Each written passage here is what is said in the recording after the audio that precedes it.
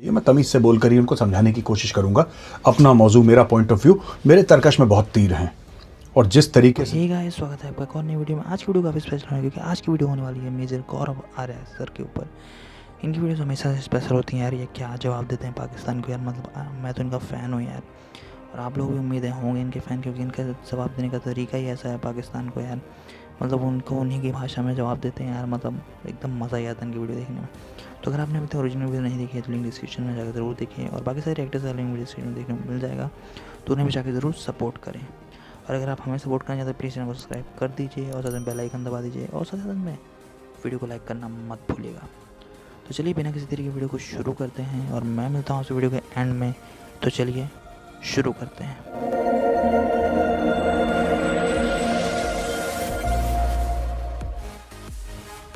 तो मैं झूठा हो गया। इमरान खान ने वही बात बोली कि 40,000 दहशतगर्द हैं पाकिस्तान के अंदर, वो स्टेट्समैन हो गया। पाकिस्तानी फौज एक बहुत बड़ा कब्जा ग्रुप है, और इन्होंने सिर्फ कश्मीर पर कब्जा नहीं करा, इन्होंने डीएचए के जो प्लॉट्स हैं ये सब कब्जा ग्रुप्स हैं। पाकिस्तान में जो सबसे पॉश सोसाइटीज हैं वो कौन सी हैं? डिफेंस हाउसिंग की हैं। वो बड़े बड़े जर्नल, बड़े ब्यूरोक्रेट्स, बिजनेसमैन डीएचए में रहते हैं। फिर कहते हैं कि तुम लोगों ने मुक्ति वाहिनी ट्रेन करी। हाँ, करी थी, इंडियन आर्मी ने ट्रेन मुक्ति वाहिनी, और रॉ ने करी थी ट्रेन मुक्ति वाहिनी। हमने हथियार पकड़ाए बंगालियों को, हमने सिखाया उनको, हमने सिखाया हथियार चलाना, हमने सिखाया कि ये जो टेलीफोन के तार हैं ये कैसे उड़ाने हैं, कैसे तार काटने हैं। हमने बोला कि बिजली के तार कैसे काटने हैं, रेल की पटरियां कैसे उड़ानी है बारूद से, ये हमने सिखाया। लेकिन जो जज्बात थे उसके पीछे वो हमने पैदा नहीं करे। India is not responsible for the creation of मुक्ति वाहिनी।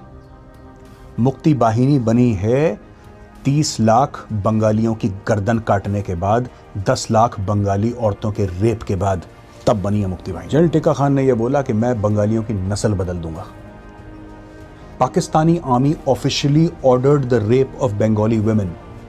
हमदूर कमीशन रिपोर्ट में लिखा है, इट्स ऑन रिकॉर्ड। आपके जर्नल ने, जिसको बुचर ऑफ बंगाल कहते हैं, और बाद में वही आपने उसको माथे पे जो चढ़ा दिया। आपको लगा कि ये भी गजनवी और गौरी टाइप का ही है, आपने उसको माथे पे चढ़ाया, उसने जाके वो बाद में बुचर ऑफ बलूचिस्तान बना। उस डीलर ने अपने दोस्त से बात करी कि मुझे इतना बड़ा ऑर्डर मिला है। वो दोस्त था रॉ का एजेंट। मैं पाकिस्तानियों को वाज़े तौर पे बता दूं कि आपकी फौज का एक बंदा सियाचिन ग्लेशियर के 1 स्क्वायर फुट पे भी नहीं है। There is no Pakistan army on Siachen glacier, it is only the Indian army. ये नीचे स्कर्दू में, ये उसी को सियाचिन मानते हैं, ये लाहौर को सियाचिन बोलते हैं इनकी। वो ब्रिगेडियर सीढ़ियां चढ़ते चढ़ते पाकिस्तान की रैंक्स की, एक दिन वो बन गया chief of army staff of Pakistan army. उस ब्रिगेडियर का नाम था ब्रिगेडियर परवेज मुशर्रफ। परवेज मुशर्रफ ने इसीलिए कारगिल की लड़ाई लड़ी, क्योंकि वो चाहता था कि सियाचिन को आइसोलेट करें। बहुत एग्रेसिव प्लानिंग है उनकी, बहुत out of the box thinking है पाकिस्तानी आर्मी की, but they lack the will power to carry it forward, carry it through. ये लोग सोचते हैं T20 का मैच है। ओ भाई, जंग T20 नहीं होती, जंग टेस्ट मैच है। 5 दिन धूप में खड़ा होना पड़ता, तब जाके वो जीते हार का फैसला हो। इमरान खान को बोल दिया बेवकूफ़ की तरह बेचारा हो कि कभी किसी से जहाज़ मांगता है, जैसे ऊबर गैप होगा ना जहाज़, कभी वो सऊदी अरब का जहाज़ मांग लिया, कभी किसी का जहाज़ मांग लिया, यहाँ पे चला गया, वहाँ पे चला गया, इससे बात कर ली, होगा क्या?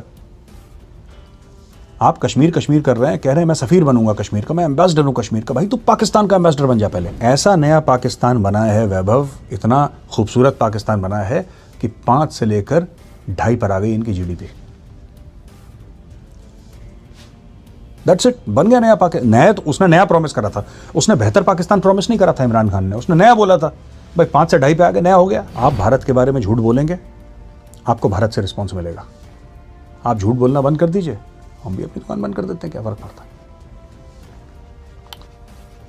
आप यही तो कहते हैं ना कि नफरत की दुकान चलाते हो, तो हम अपनी दुकान बंद कर लेते हैं ना। मान लेते हैं आप कह रहे हैं दुकान है, आपने बोला साहब ठीक है, लो शटर डाउन कर दिया। और पाकिस्तानियों से एक आखिरी बात कहना चाहूँगा, you are watching defensive offense, I am major Gaurav Arya. Please don't forget to subscribe and press the bell icon. आप लोगों के लिए बहुत ज़रूरी एंटीबायोटिक डोज है ये, जो मैं हर हफ्ते आपको देता हूँ। Don't forget to subscribe.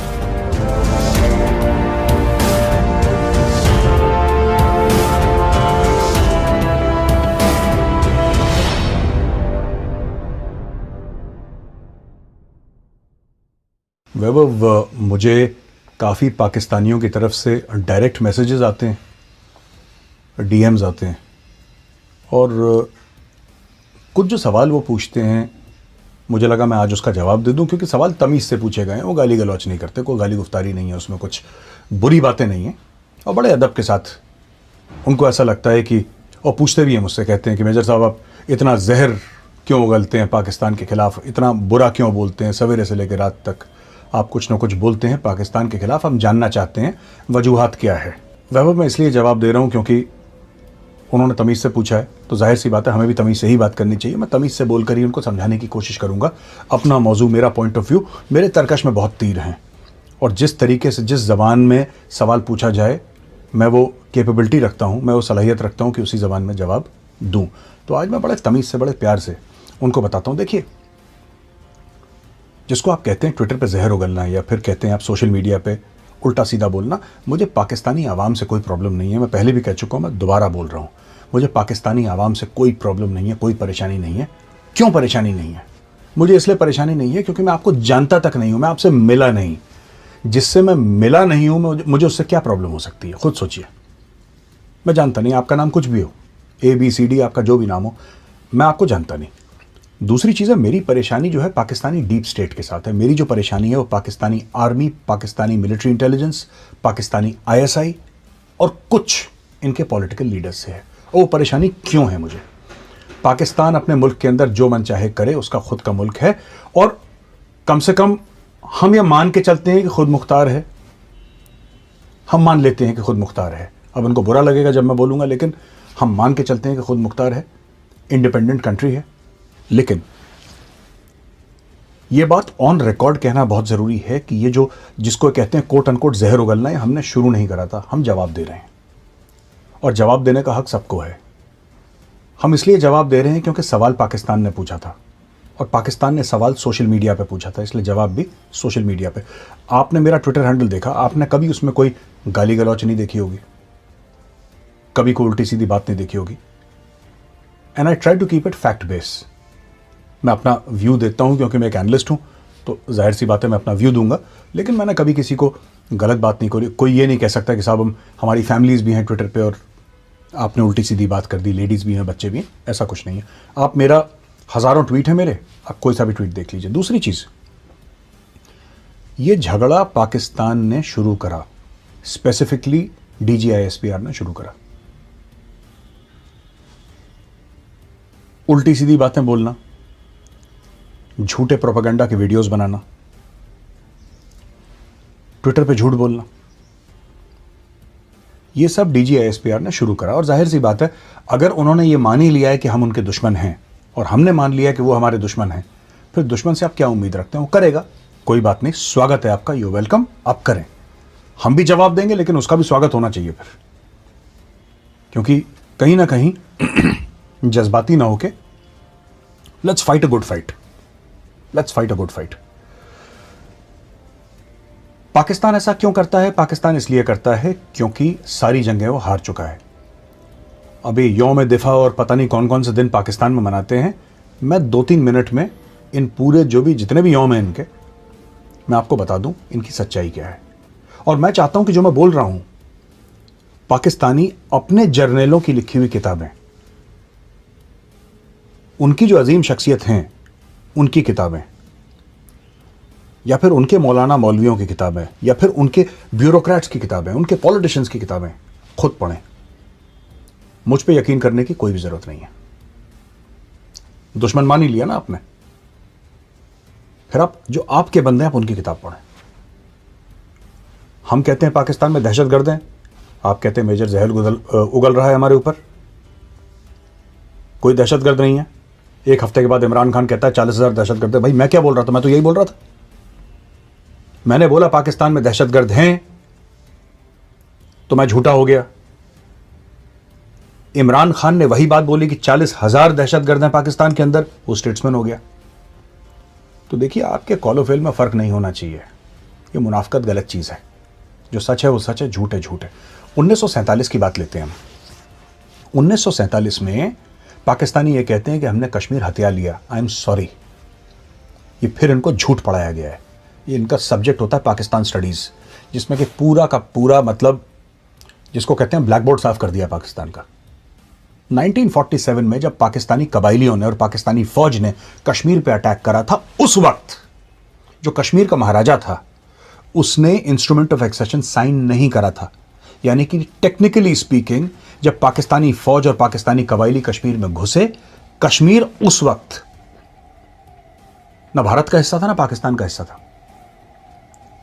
जितने भी 550-600 प्रिंसली स्टेट्स थे भारत में, उन सबको चॉइस दी थी ना कि आपको इंडिपेंडेंट रहना है, कि आपको भारत का हिस्सा रहना है, कि पाकिस्तान का हिस्सा रहना है। सब लोगों ने अपनी चॉइस दी।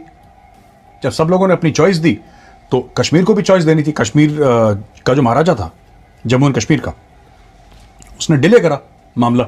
जब उसने डिले करा तो उसके बाद पाकिस्तानियों ने उसका फायदा उठाया, पाकिस्तान ने अटैक करा। जब पाकिस्तान ने अटैक करा तो महाराजा ने फिर हमसे हेल्प मांगी कि साहब आप हमारी हेल्प करें। इंडिया ने बोल दिया कि हम आपकी हेल्प कैसे करें, आप तो इंडिपेंडेंट रहना चाहते हैं, तो या तो आप हिंदुस्तान का हिस्सा बने। उसने बोला ठीक है। He signed the instrument of accession 26-27 अक्टूबर को इंस्ट्रूमेंट ऑफ एक्सेशन साइन हुआ। इमीडिएटली 1 सिख और 4 कुमाऊं, पहले 1 सिख आई फिर 4 कुमाऊं आई। ये दोनों यूनिट्स थी जिन्होंने लैंड करा और पाकिस्तानियों को पुशबैक करने की कोशिश करी। काफी हद तक पुशबैक भी करा। जहां तक पुशबैक करा, जब तक यूनाइटेड नेशंस का सीज फायर अनाउंस नहीं हुआ तब तक पुशबैक करा। जहां तक वो पुशबैक कर चुके थे ये लोग, उसको सीज फायर लाइन बताया। 1972 के बाद इसी को लाइन ऑफ कंट्रोल का नाम दे दिया गया। अब आप देखिए, पाकिस्तान ने भी 2 अग्रीमेंट साइन करी थी। पाकिस्तान हर समय कहा 1947-48 यूएन रेजोल्यूशंस, कश्मीरियों को उनके हकूक कौन दिलवाएगा, और भारत ये कर रहा है। ये दुनिया भर के ड्रामे। इनको अपना इतिहास, पाकिस्तानियों को अपनी तारीख खुद नहीं पता। पता नहीं ये क्या पढ़ते हैं स्कूलों में, क्या काम करते हैं लोग, I don't know, but they should be aware कि स्टैंड स्टिल अग्रीमेंट साइन करी थी पाकिस्तान ने। It's on record. आप खुद जाके अपने हिस्टोरिकल रिकॉर्ड्स देखें। आपने स्टैंड स्टिल अग्रीमेंट साइन करी है, आपने खान ऑफ कलात के साथ साइन करी थी, आपने जम्मू एंड कश्मीर के लिए साइन करी थी, आपने वो वायलेट करी, आपने ये वायलेट करी। खान ऑफ कलात के बाद कोई खास फौज नहीं थी, आपने बलूचिस्तान निगल लिया इलीगली। आपने इलीगली गलत तरीके से बलूचिस्तान को पूरा आपने पाकिस्तान में मिला लिया। कश्मीर के साथ नहीं कर पाए क्योंकि यहां पे इंडियन आर्मी अब आ चुकी थी। Jammu and Kashmir including Pakistan occupied Kashmir is an inalienable part of India. वो भारत का हिस्सा है। और क्यों है भारत का हिस्सा, मैं आपको बताता हूं। कश्मीर का नाम आता है ऋषि कश्यप से। ये भारत का हिस्सा आज से नहीं, 5000 साल से भारत का हिस्सा है। पाकिस्तानियों को ऐसा लगता है कि जिस दिन यूनाइटेड नेशंस ने वो साइन करा कि साहब यहां पे प्लेबिसिट हो, और उसकी भी शराइत हैं जिनके बारे में पाकिस्तानियों को कुछ पता ही नहीं है। वो तो कहते हैं जी ऐसा कल करवा लीजिए, जैसे इनके रावलपिंडी में चुनाव हो रहे होंगे।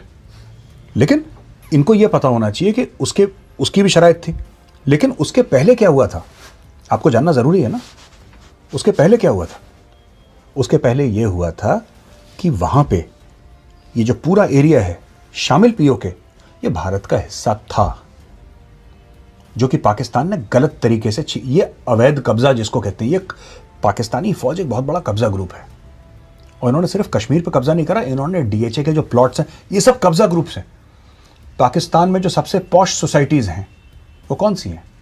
डिफेंस हाउसिंग की है ना। वो बड़े बड़े जर्नल, बड़े ब्यूरोक्रेट्स, बिजनेसमैन डीएचए में रहते हैं। अब मैं इस चीज़ में पढ़ना नहीं चाहता, इसके पीछे हम वीडियो, इसके बारे में हम वीडियो पहले कर चुके हैं। अब मैं आता हूँ, देखिए ये 1947-48 की जंग की हमने बात करी। अब 65 की जंग 1965, जिसमें ये यौम दिफा या कुछ ऐसी कुछ मनाते हैं अपना त्यौहार जैसा वहाँ पे पाकिस्तान में, कि हमने लाहौर बचा लिया हिंदुस्तानी से, और हिंदुस्तानी फ़ौज से, काबिज़ फ़ौजों से हमने लाहौर बचा। भाई लाहौर तो बचा बचाया था, लाहौर को क्या परेशानी थी? लाहौर तो बचा बचाया था। आप लोगों ने अटैक करा अखनूर, आप चढ़ दौड़े अखनूर पे।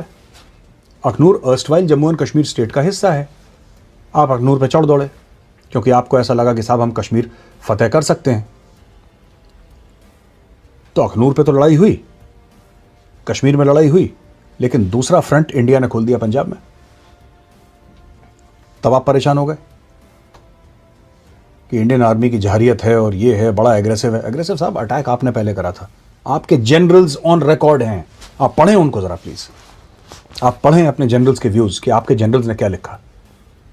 1971 की लड़ाई, ये कहते हैं कि साजिश हुई, सकूत ढाका की बात करते हैं कि साहब बड़ी साजिशें करी हैं और भारत ने और भारत ने प्लॉट करा, प्लान करा। अगर आपने हमें दुश्मन मान लिया है तो मेरा काम है साजिश करना आपके खिलाफ, और आपका काम है हमारे खिलाफ साजिश करना। तो आप मुझसे क्या तवक्को रखते हैं? और दूसरी चीज, हर एक साजिश का एक बेस होता है, हवा में साजिशें नहीं होती। अगर आप ये कहते हैं कि भारत ने साजिश करी है, हवा में साजिशें कभी नहीं होती वैभव। साजिशें, जो साजिश होती है ना, उसकी जड़ें बहुत गहरी होती हैं। आपने 47, 48, 49 में शुरू कर दिया था कि उर्दू को हम एक लैंग्वेज बनाएंगे जो सारे पाकिस्तान में उर्दू बोलता कौन है? इनको उर्दू बोलने की तमीज नहीं है। आई वॉच पाकिस्तानी टेलीविजन, जो यूट्यूब में जितना आता है, इंडिया में तो आती नहीं है। मैं देखता हूं इनको, इनका प्रोनाउंसिएशन खराब है उर्दू का। They speak with a very heavy Punjabi accent. आप क्या कर रहे हो? मिर्जा गालिब अपनी कब्र के अंदर, he would be turning in his grave अगर इन्होंने जो पंजाबियाइज्ड उर्दू कभी सुन ले। वो मीर तकी मीर है, हाली है, ये सब कुछ थे जो बच गए इनसे। Who were Punjabis, Pakistani Punjabis, and I hold them in very high esteem, especially Faiz Ahmed Faiz साहब। उनको कौन भूल सकता है? उससे बड़ा शायर मुझे नहीं लगता कि उर्दू ने पैदा करा है। शामिल अल्लामा इकबाल, शामिल मिर्जा गालिब, फैज़ अहमद फैज़ से बड़ा कोई शायर नहीं है मेरे नज़दीक। लेकिन वो एक्सेप्शन है। इन्होंने तो उर्दू का हलवा बना दिया। इनको आती नहीं उर्दू बोलने। अब इन्होंने ज़बरदस्ती, अब आपने मसलत कर दी ना पूरे देश के ऊपर, आपने मुल्क के ऊपर, आपने बोल दिया ना कि आप उर्दू ही बोलेंगे। तो फिर आपने पहले सिंधी को उर्दू सिखाई जिसको आती नहीं थी कभी बोलनी। आपने पश्तून को बोला कि तुम भी उर्दू बोलोगे। पश्तून, वो बेचारा पश्तो बोलता है। बलोच को आपने सिखा दी, और सबसे बड़ी कॉमेडी, आपने पंजाबी को उर्दू सिखा दी, चलो उसमें भी बोल दी। उर्दू लैंग्वेज किसकी थी? महाजर्स की थी। वो इंडिया से लेकर गए थे वहां पे। अब पाकिस्तान लेकर गए वो लैंग्वेज, वहां पे उन्होंने लैंग्वेज बसाई, क्योंकि महाजर तो रीढ़ की हड्डी थे पाकिस्तान के। ये बाकी लोग जाहिल थे, इनको पता नहीं था। महाजिर थे जिन्होंने, who were the backbone of the bureaucracy of the economy. पढ़े लिखे लोग थे ना महाजिर, जो इंडिया से गए थे। इनको तो पता नहीं था कुछ। ये वडेरे और ये इसी में लगे रहे लोग, जमींदारी में। They did not have so many professionals. इस सारे तो यहां से गए। अब क्या हुआ कि इन्होंने ईस्ट पाकिस्तान, जो कि अब बांग्लादेश है, ईस्ट पाकिस्तान में बोला कि साहब ये भी उर्दू बोलेंगे। और ये तब की बात है, जिन्ना साहब गए थे अपनी तकरीर करने के लिए, तब वहां पे ऑब्जेक्शन हुआ था। जिन्ना साहब के सामने ऑब्जेक्शन हुआ था। इन्होंने सोहरवर्दी को जेल में डाल दिया।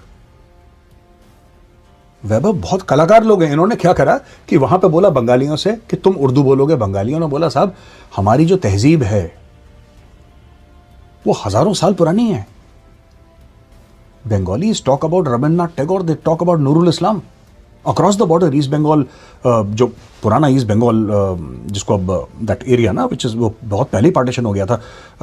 ये वेस्ट बंगाल तो हमारा है, वहाँ पे जो अब बांग्लादेश है, ईस्ट पाकिस्तान, उनकी तो हज़ारों साल पुरानी तारीख है। आपने हज़ारों साल पुरानी तारीख को आपने बिल्कुल बोला कि नहीं साहब ये कैंसिल है सब, अब से तुम उर्दू बोलोगे। बंगाली भड़क गए। प्लस अगर मुजीबुर रहमान की एब्सोल्यूट मेजॉरिटी आई थी अपने एरियाज में, या उनकी सिंपल मेजॉरिटी भी आई थी पूरे पाकिस्तान में, तो Mujibur Rahman should have been made the prime minister. Democracy तो यही कहती है। जुल्फिकार अली भुट्टो को पसंद नहीं है ये बात। वो वर्ड्स भी ऐसे बोलते हैं ना, ये जबान भी ऐसे बोलते हैं, भूखे नंगे बोलते हैं ऐसा बंगालियों को। That's the way they speak about Bengalis. छोटे काले, ये क्या करेंगे, इस तरीके से गलत बातें बोलते हैं ये। फिर कहते हैं कि तुम लोगों ने मुक्ति बाहिनी ट्रेन करी। हाँ करी थी, इंडियन आर्मी ने ट्रेन मुक्ति बाहिनी, और रॉ ने करी थी ट्रेन मुक्ति बाहिनी। हमने हथियार पकड़ाए बंगालियों को, हमने सिखाया उनको, हमने सिखाया हथियार चलाना, हमने सिखाया कि ये जो टेलीफोन के तार हैं कैसे उड़ाने हैं, कैसे तार काटने हैं। हमने बोला कि बिजली के तार कैसे काटने हैं, रेल की पटरियां कैसे उड़ानी है बारूद से, ये हमने सिखाया। लेकिन जो जज्बात थे उसके पीछे, वो हमने पैदा नहीं करे। India is not responsible for the creation of मुक्ति बाहिनी। मुक्ति बाहिनी बनी है 30 लाख बंगालियों की गर्दन काटने के बाद, 10 लाख बंगाली औरतों के रेप के बाद। तब बनी है मुक्ति वाहिनी। ऑन रिकॉर्ड हैं, पाकिस्तान के बड़े फेमस जर्नलिस्ट हैं, कॉलम निगार हैं, मैं उनको बहुत फॉलो करता हूं, हसन निसार साहब। और उन्होंने बोला नाजायज बच्चे, लाख से ज्यादा नाजायज बच्चे पैदा हुए। वो औरतें जिनके साथ रेप हुआ, प्रेग्नेंट वुमेन के पेटों में आपने बैनट मारे, वो सब, ये मैं नहीं बोल रहा। मैं पाकिस्तानियों से रिक्वेस्ट करूंगा कि आपकी रिपोर्ट है, हुमदूर कमीशन रिपोर्ट, आप पढ़ें उसको, अपने जज की रिपोर्ट पढ़ें। हमें छोड़ दें, हम तो इंडियंस हैं ना, हमारी बात छोड़ें, आप अपनी बात करें। अपने जर्नलों की किताब पढ़ें कि आप लोगों ने क्या करा बंगालियों के साथ, फिर आप कहते हैं हमने मुक्ति वाहिनी बना दी। आप किसी के हाथ में हथियार पकड़ा सकते हैं, ट्रिगर दबाने का जज्बा उसके दिल में होना चाहिए। वो जज्बा कहां से आया? मुक्ति वाहिनी उन औरतों की चीखों से बनी है। वो जो 30 लाख बंगाली जब मर रहे थे, वो जो औरतें रेप हो रही थी, उनकी बद्दुआएं थी। इसलिए ईस्ट पाकिस्तान आज बांग्लादेश है, ये सच है। जनरल टिक्का खान ने क्या बोला? जनरल टिक्का खान ने यह बोला कि मैं बंगालियों की नस्ल बदल दूंगा। Pakistani army officially ordered the rape of Bengali women. Hamoodur commission report में लिखा है, इट्स ऑन रिकॉर्ड। आपके जर्नल ने, जिसको बुचर ऑफ बंगाल कहते हैं, और बाद में वही आपने उसको माथे पे जो चढ़ा दिया। आपको लगा कि ये भी गजनवी और गौरी टाइप का ही है, आपने उसको माथे पे चढ़ाया, उसने जाके वो बाद में बुचर ऑफ बलूचिस्तान बना, टिक्का खान। तो इनके हीरोज ऐसे हैं पाकिस्तान में। टिक्का खान ने पूरा साफ कर दिया मामला वहां पे, ऑपरेशन सर्चलाइट। रात को बंगालियों के घर में घुस घुस के उनको मारा। Pakistani general, I think it was tikka Khan only, if I am not mistaken, Pakistani officers को लेक्चर दे रहा था और बोल रहा था अब मैं आ गया हूं, अब मैं बंगालियों की नस्लें बदल दूंगा। एक बंगाली अफसर था उसमें, क्योंकि ईस्ट और वेस्ट पाकिस्तान एक ही थे, उसमें बंगाली ऑफिसर्स भी थे। और उस बंगाली ऑफिसर ने जब सुना कि ये हमारी औरतों के बारे में ऐसी बुरी बात कर रहा है, उसके पास पिस्टल थी, वो गया एक कमरे में, उसने पिस्टल निकाली, अपने सर पे रखी और उसने ट्रिगर दबा दिया। उसने खुदकुशी कर ली उस बंगाली अफसर ने। ये ऑन रिकॉर्ड है।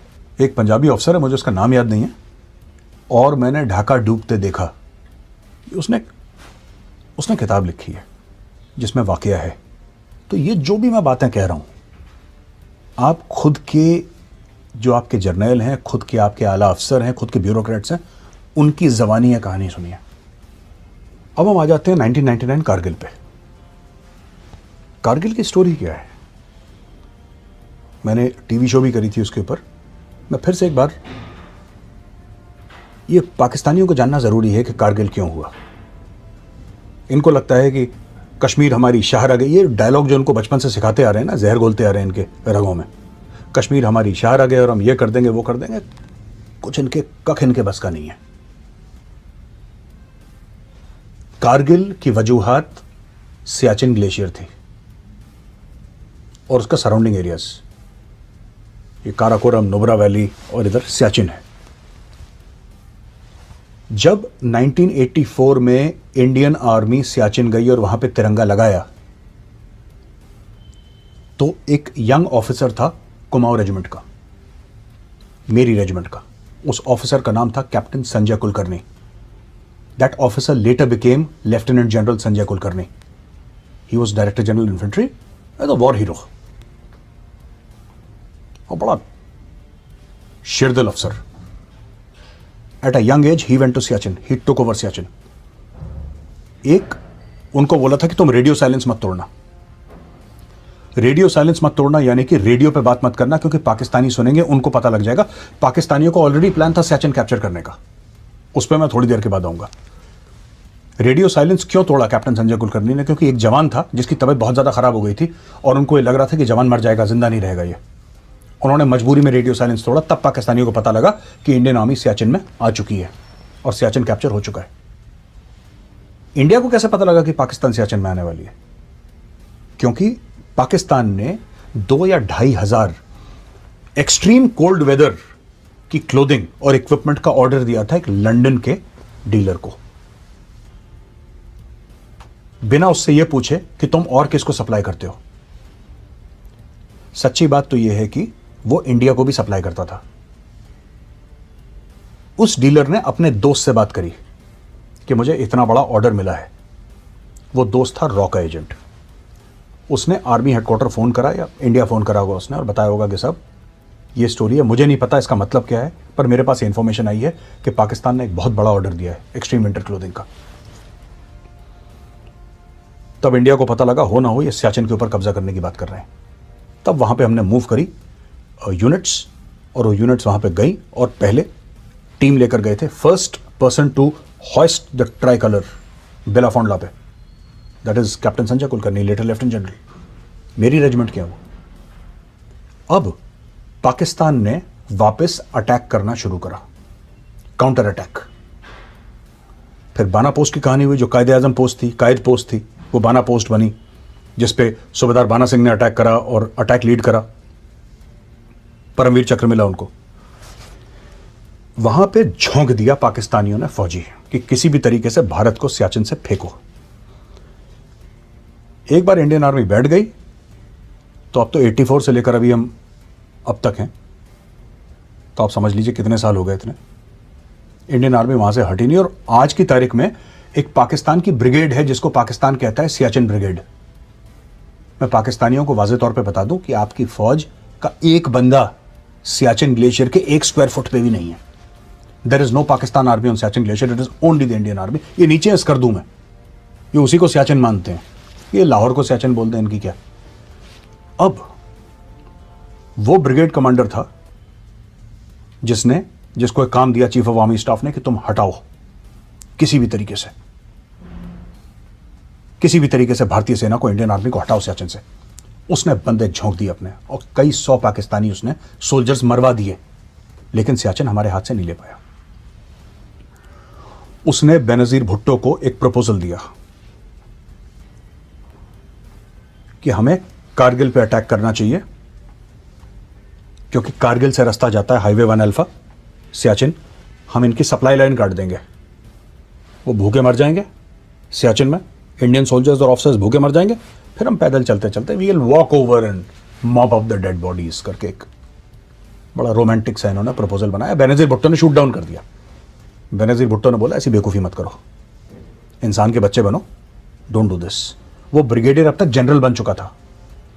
फिर उस ब्रिगेडियर ने एक बार और, जब वो डीजी मिलिट्री ऑपरेशंस बना, डीजीएमओ, उसने फिर कोशिश करी, फिर प्रपोजल दिया, फिर ये प्रपोजल शूट डाउन हो गया।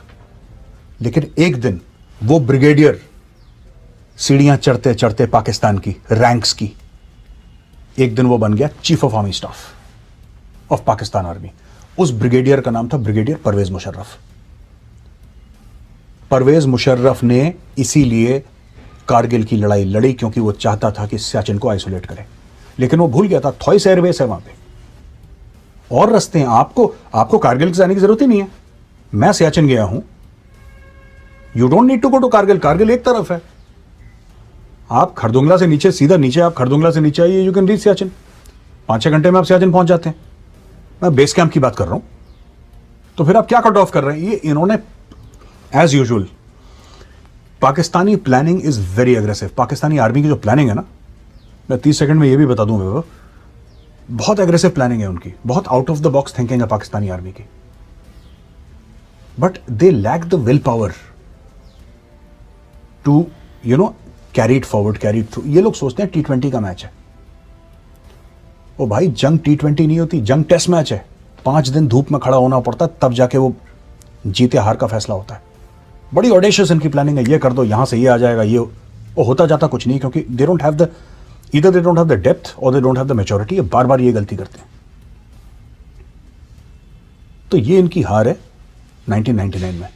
इन्होंने क्या हासिल करा कारगिल में? आपको हासिल क्या हुआ कारगिल से? आप ये एक बात सोच के बताए ना कोई पाकिस्तानी, आपको हासिल क्या हुआ? आपने अटैक करा, नवाज शरीफ को जाना पड़ा, बिल क्लिंटन से मिलना पड़ा, आपकी फौजों की लाशें तो हमने गाड़ी हैं फौजियों के, there are pictures available on the internet, आप देखें। आपको क्या हासिल हुआ अपने इंदे मरवा के? आपने इतने बंदे अपने मरवा दिए, आपको क्या हासिल हुआ? आपके जनरल्स ऑन रिकॉर्ड हैं कि आपके 1000 से ज़्यादा लोग मारे गए वहाँ पे। 1000 से ज़्यादा जाने गई क्यों? पाकिस्तानी जानों की बात कर रहा हूँ। हमारे तो 527 वीरगति को प्राप्त हुए हमारे। पाकिस्तानी कहते हैं सर कि हमारे क्यों? इसलिए पाकिस्तान को यह पता लग गया कि वो कन्वेंशनल वॉर भारत के साथ जीत नहीं सकता। It cannot be done. इसीलिए वो आसिफ गफूर साहब ये कहते रहते we'll give you a surprise. हम तो वेट कर रहे हैं सरप्राइज का। अभी तक तो किसी ने कोई सरप्राइज दिया नहीं हमें, ना मुझे आगे कोई उम्मीद है कोई सरप्राइज देंगे। पाकिस्तानी बड़े खुश हैं अपनी फौज से। इनकी पूरी फौज सिर्फ ट्विटर पे है। ट्विटर के अलावा, फेसबुक के अलावा इनकी फौज के कुछ बस का नहीं है। इमरान खान को बोल दिया बेवकूफ की तरह बेचारा हो कि कभी किसी से जहाज मांगता है, जैसे उबर गैप होगा ना, जहां कभी वो सऊदी अरब का जहाज मांग लिया, कभी किसी का जहाज मांग लिया, यहां पे चला गया, वहां पे चला गया, इससे बात कर ली, होगा क्या? आप कश्मीर कश्मीर कर रहे हैं, कह रहे हैं मैं सफीर बनूंगा कश्मीर का, मैं एम्बेसडर हूं कश्मीर का। भाई तू पाकिस्तान का एम्बेसडर बन जा पहले। ये कहते हैं मुझे सफीर बनना है कश्मीर का।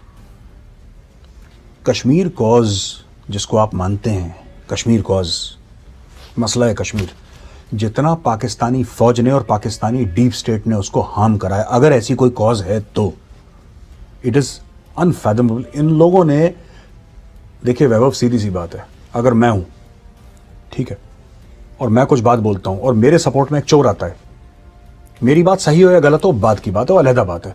मेरे अगर सपोर्ट में कोई चोर आता है तो दुनिया समझेंगे ना चोर का दोस्त चोर है। That is the normal impression.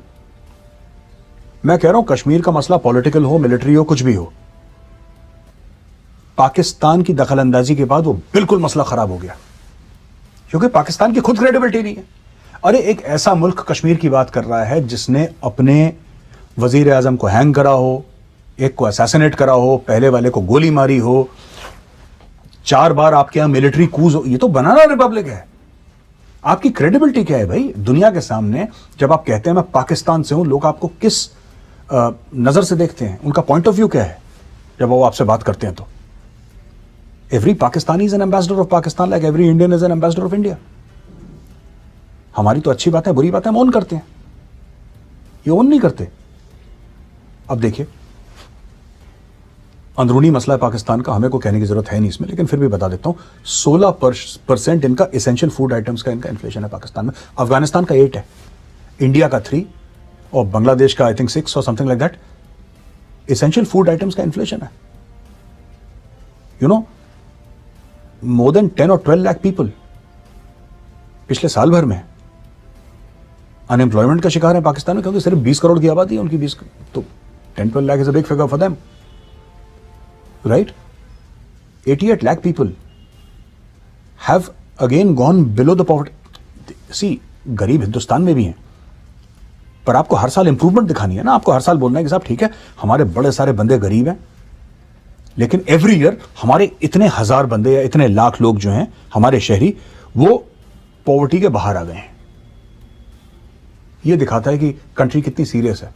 Pakistan negative में जा रहा है, इनको कश्मीर की पड़ी, और हमारे लिए अच्छी बात है वैभव, ये कश्मीर कश्मीर करो, तभी तो जाहिल रहेंगे ये लोग। पाकिस्तान का प्राइम मिनिस्टर खड़े होकर बोलता है मैं कश्मीर का एम्बेसडर हूं। भाई साहब आपको वोट किसने दिया था? आपको पाकिस्तानियों ने वोट दिया था। आप पाकिस्तानियों की बात ही नहीं, जिन लोगों ने आप, जो आपकी कॉन्स्टिट्यूंसी है, जिनके लिए आपने बोला, आपने क्या ये बोला था कि नया कश्मीर बनाएंगे? आपने तो ये बोला था ना नया पाकिस्तान बनाएंगे। बन गया नया पाकिस्तान आपका? तो बन भी नहीं सकता। सारा झूठ पे है ना मामला। आपने लोगों को चूरन खिला दिया। ऐसा नया पाकिस्तान बनाया है वैभव, इतना खूबसूरत पाकिस्तान बनाया है कि 5 से लेकर 2.5 पर आ गई इनकी जीडीपी। दैट्स इट, बन गया नया पाकिस्तान। नया तो उसने नया प्रॉमिस करा था, उसने बेहतर पाकिस्तान प्रॉमिस नहीं करा था इमरान खान ने, उसने नया बोला था। भाई 5 से 2.5 पे आ गया, नया हो गया। तो आपने देखा ही नहीं ऐसा। अब देखिए, वापस आता हूं उन लोगों से जो मुझसे कहते हैं सोशल मीडिया पे कि साहब आप जो कहते हैं ना कि मेजर साहब जहर, क्यों इतना जहर? फिर कहता हूं शुरुआत कहां से हुई थी। आपने सवाल पूछा, हमने जवाब दिया, हमने जवाब दिया, फिर आपने बोला कि साहब आप जवाब इतना जोर से क्यों देते हैं? तो ऐसा नहीं हो सकता। आप भारत के बारे में झूठ बोलेंगे, आपको भारत से रिस्पॉन्स मिलेगा। आप झूठ बोलना बंद कर दीजिए, हम भी अपनी दुकान बंद कर देते हैं, क्या फर्क पड़ता है। आप यही तो कहते हैं ना कि नफरत की दुकान चलाते हो, तो हम अपनी दुकान बंद कर लेते हैं ना। मान लेते हैं आप कह रहे हैं दुकान है, आपने बोला साहब ठीक है, लो शटर डाउन कर दिया, कल से मोहब्बतों की बात करते हैं। लेकिन दहशतगर्द कौन भेज रहा है भारत में? लश्कर तैयबा, जैश मोहम्मद, हिजबुल मुजाहिदीन, हरकतुल अंसार, इन सब के चीफ कौन हैं? हाफिज सईद कश्मीरी तो नहीं है? हाफिज सईद पंजाबी है ना? मौलाना मसूद अजहर पंजाबी है, पाकिस्तानी पंजाबी, पाकिस्तानी पासपोर्ट्स हैं इनके पास। फिर आप मुझसे कहते हैं कि मैं नफरत की दुकान चला रहा हूं। वहां पे इलेक्शन वो लड़ रहा है हाफिज सईद, तो खुद थोड़ा सोचें कि आप क्या बात कर रहे हैं। और ये देखिए, आप सवाल पूछते रहेंगे, यहां से जवाब आता रहेगा, साफ सीधी बात है, ठीक है। आप ये सोच रहे हैं कि आप मेरे ट्विटर के अकाउंट को आप रिपोर्ट करेंगे, मास रिपोर्ट करेंगे, आप मेरे ट्विटर के अकाउंट को आप उसको सस्पेंड करवा देंगे कुछ समय के लिए। डिफेंसिव ऑफेंस का अकाउंट है, वैभव सिंह का अकाउंट है, आपने परमानेंटली सस्पेंड करवा दिया। इससे होगा क्या? खुद अपने दिल से पूछिए, इससे होगा क्या? हम लोग बनाते हैं कंटेंट, ये जो रिकॉर्ड हो रहा है कैमरा के सामने रिकॉर्ड हो रहा है। क्या हुआ? आपने डिफेंसिव ऑफेंस का अकाउंट बंद करवा दिया, मुबारक हो आपको। फिर क्या होगा? ये कैमरा भी बंद हो जाएगा क्या? आपने वैभव सिंह का हैंडल बंद करवा दिया, तो मैं कहना चाहता हूं तुम कितने हैंडल मारोगे? हर घर से हैंडल निकलेगा। ये इसका कोई अंत नहीं है, ये चलती रहेगी चीज। आप ट्विटर पे रोकेंगे, ये चीज फेसबुक पे जाएगी, फेसबुक पे रोकेंगे, ये यूट्यूब पे जाएगी, इंस्टाग्राम पे जाएगी। और अगर आप सब कुछ रोक देंगे, आप कैमरा तो रोक नहीं सकते। हमारे कितने लोग हैं, बॉलीवुड सेलिब्रिटीज हैं, क्रिकेट के सेलिब्रिटीज हैं, जिनकी ट्विटर फॉलोइंग इमरान खान से कहीं ज्यादा है। किसी को बोलता लिंक ट्वीट कर दो, मटेरियल पहुंचना है ना, कंटेंट पहुंचना है, कंटेंट कैसे भी पहुंच जाएगा। इसको रोकने का आपके पास कोई तरीका नहीं है। There is no way you can win. आप कोशिश कर लीजिए। हमारा मुल्क 130 करोड़ का है। आप जरा आंख बंद करिए अपनी, मेरे पाकिस्तानी भाइयों बहनों, आंख बंद करिए और सोचिए, जरा एक फिगर अपने दिमाग में लाइए। 130 करोड़, एक छोटा सा चूहा और उसके बगल में एक बहुत बड़ा हाथी बैठा है। अब आपको कंपैरिजन पता लग जाएगा। जितनी आपकी टोटल पॉपुलेशन है ना, उतने हमारे बच्चे प्राइमरी स्कूल जाते हैं। तो इसके पहले कि आप ये सोचें कि ट्विटर वोटर ये सब छोटी चीजें हैं, ट्विटर सिर्फ एक जरिया है, ट्विटर रास्ता है, मंजिल कुछ और है। किसी और को हम ये रिकॉर्ड करके 10 पेन ड्राइव लेके अपने 10 दोस्तों को बोल देंगे कि आप अपने यूट्यूब चैनल में डाल के आप ट्वीट करिए। आप रोक लेंगे क्या? जश्न मनाना है मना लीजिए। दूसरा वीडियो आ रहा है। तो ये था आज का वीडियो यार। गौरव सर क्या एक्सप्लेन करते हैं यार, मुझे तो काफ़ी उनकी वीडियो पसंद है, क्योंकि इनका एक्सप्लेनेशन लेवल अलग ही है यार। मतलब कोई भी चीज़ एक्सप्लेन कर सकते हैं और सामने वाले को समझ भी आ जाती है, और डायरेक्ट बोलते हैं यार कोई भी चीज़, मतलब बिल्कुल भी डरते नहीं हैं। और डरेंगे क्यों यार, इंडियन आर्मी से हैं, तो इंडियन आर्मी तो ऐसे किसी से नहीं डरती है यार। तो उम्मीद है आप लोगों को वीडियो पसंद आई होगी। अगर वीडियो पसंद आई हो तो प्लीज़ वीडियो को लाइक कर देना, चैनल को सब्सक्राइब कर देना, बेल आइकन दबाना तो बिल्कुल मत भूलना। तो यही था आज का वीडियो। तो चलिए मैं मिलता हूँ अगली वीडियो में, तब तक के लिए अपना ख्याल रखिए, स्वस्थ रहिए, bye bye, take care and thanks for watching.